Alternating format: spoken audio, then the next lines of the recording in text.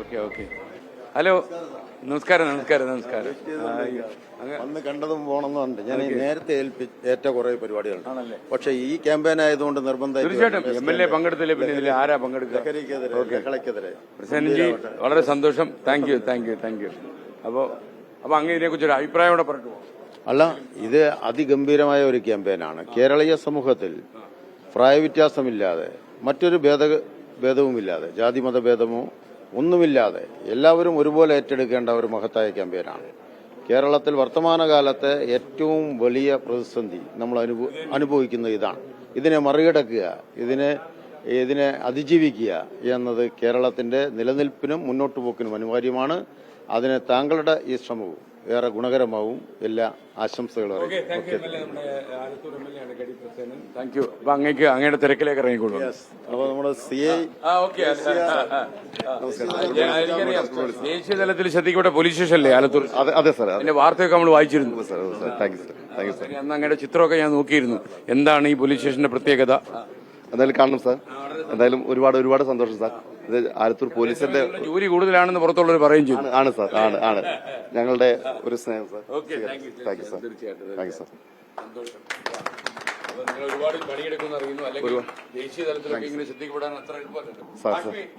ഇന്ത്യയിലെ ഏറ്റവും നല്ല പോലീസ് സ്റ്റേഷൻ. അതെ, മാത്രമല്ല നമ്മൾ സംസാരിക്കുമായിരുന്നു കുറച്ച് മുമ്പ്. അപ്പോൾ ഒരു ഘട്ടമായി പടിപടിയായി ഏത് രീതിയിൽ ലഹരിയെ അടക്കാൻ കഴിയും എന്നതിനെ കുറിച്ചൊക്കെ വളരെ വിശദമായിട്ട് ഞങ്ങൾ സംസാരിക്കുകയാണ്. ഞാൻ ഒരു കാര്യം ചോദിച്ചോട്ടെ, അതായത് നമ്മുടെ ഈ ക്യാമ്പയിൻ അതിശക്തമായി കഴിഞ്ഞു. മുഖ്യമന്ത്രിയുടെ പിൻബലം തീർച്ചയായിട്ടും ഇതിനുണ്ട്. നമ്മളൊരു ലൈവായിട്ടൊരു അഭിമുഖം മുമ്പ് സംപ്രേഷണം ചെയ്തിരുന്നു, നിങ്ങൾ കണ്ടോന്നറിയില്ല. അപ്പോൾ അതിനുശേഷം പൊതുവെ ഇങ്ങനെയുള്ള കേസിൽ വിളിച്ചു പറയാൻ ആൾക്കാർക്ക് പേടിയാണല്ലോ. ഇപ്പോൾ തന്നെ ഒരു വ്യവസായി ചേട്ടൻ പറഞ്ഞത് കഴുത്തെ തല കാണത്തില്ലെന്നാണ് പറഞ്ഞത്. ഞാൻ ചോദിച്ചു, ഈ തല കുറേ കാലമായിട്ട് കഴുത്തെ ഇരിക്കില്ലേ, പിന്നെ എന്തിനാ ടെൻഷൻ എന്ന് ചോദിച്ചു. അപ്പോൾ ഇത് മാറിയിട്ട് ഇപ്പോൾ ആളുകൾ, അമ്മമാരൊക്കെ വിളിച്ചു പറയാൻ തുടങ്ങി. പല പോലീസ് സ്റ്റേഷൻ്റെയും അടുത്തൂടെ ഒക്കെ പോയപ്പോൾ പോലീസ് ഉദ്യോഗസ്ഥന്മാരൊക്കെ ഇതാ പറയുന്നത്. ഇവിടെ അങ്ങനെ വിളിച്ചു പറയാനൊക്കെ ധൈര്യമുണ്ടോ? എന്തിനും ഒരു അധൈര്യപ്പെടണം എന്നുകൂടി അങ്ങ് പറയണം. ഇവിടെ ഇപ്പോൾ ഞങ്ങൾക്ക് ഒരുപാട് ഇൻഫർമേഷൻ വരുന്നുണ്ട് സാർ. ഇപ്പോൾ നേരിട്ട് എന്തെങ്കിലും ഒരു ഇൻഫർമേഷൻ കിട്ടിക്കഴിഞ്ഞാണെങ്കിൽ അത് പാലക്കാട് ജില്ലാ പോലീസ് മേധാവി അറിയിക്കാം. ഞങ്ങളുടെ ജില്ലാ പോലീസ് മേധാവി അജിത് സാർ IPS, അതുപോലെ ആലത്തൂർ DYSP മുരളീധരൻ സാർ. അപ്പോൾ ഇതിന് പ്രത്യേകിച്ച് നാർക്കോട്ടിക് സെൽ DYSPയുടെ നേതൃത്വത്തിൽ ഒരു പ്രത്യേക ടീം തന്നെയുണ്ട്. ഈ ടീമിനെ അതിന് പ്രത്യേക വാട്സാപ്പ് നമ്പർ ഉണ്ട്. അതുപോലെ അവർക്ക് എപ്പോൾ വേണമെങ്കിലും എന്ത് ഇൻഫർമേഷനിലും കോൺടാക്ട് ചെയ്യാം. അതിൽ യാതൊരു പേടിയും ഭയക്കേണ്ട യാതൊരു കാര്യമില്ല. അപ്പൊ അങ്ങനെയുള്ള ഇൻഫർമേഷൻസ് വരുന്നുണ്ട്.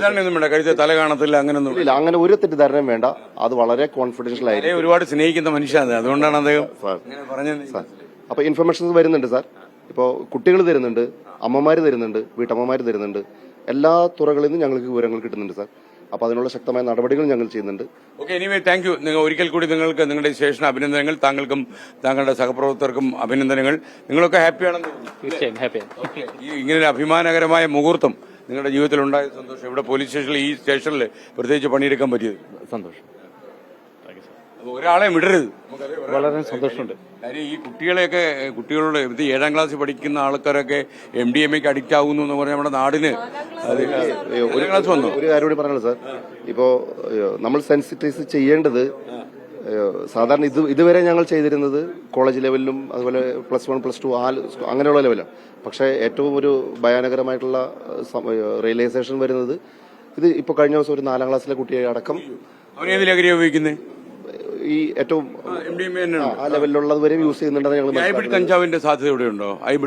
അങ്ങനെ ഞങ്ങൾക്ക് വന്നിട്ടില്ല സാർ. പക്ഷെ അത് തള്ളിക്കളയാൻ പറ്റില്ല. അപകടകാരിയാണ് ഈ സാധനം, ഹൈബ്രിഡ് കഞ്ചാവ്. അതെ.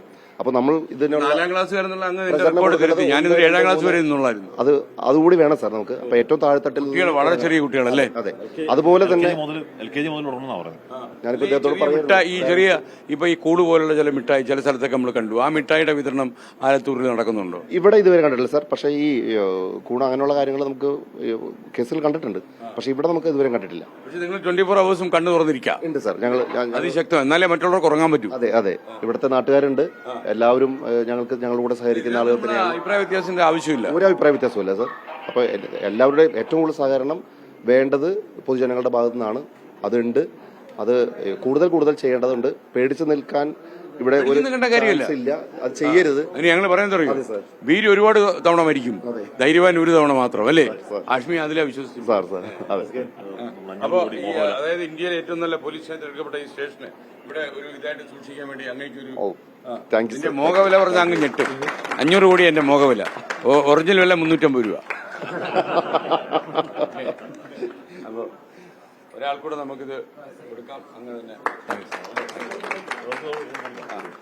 ഒരു വനിതാ പോലീസ് ഉദ്യോഗസ്ഥ കൊടുക്കണം. വരൂ വനിതാ പോലീസുകാരി വേഗം വരും, നിങ്ങൾക്ക് പ്രസക്തിയുണ്ട്. വരൂ. മാം, നിങ്ങൾ രണ്ടുപേരുടെ ഓക്കെ. അല്ലെങ്കിൽ രണ്ടുപേർക്ക് ഓരോന്ന് കൊടുക്കുക. നമ്മൾ അതിനകത്ത് എങ്ങനെ വീതം വയ്ക്കുന്നു.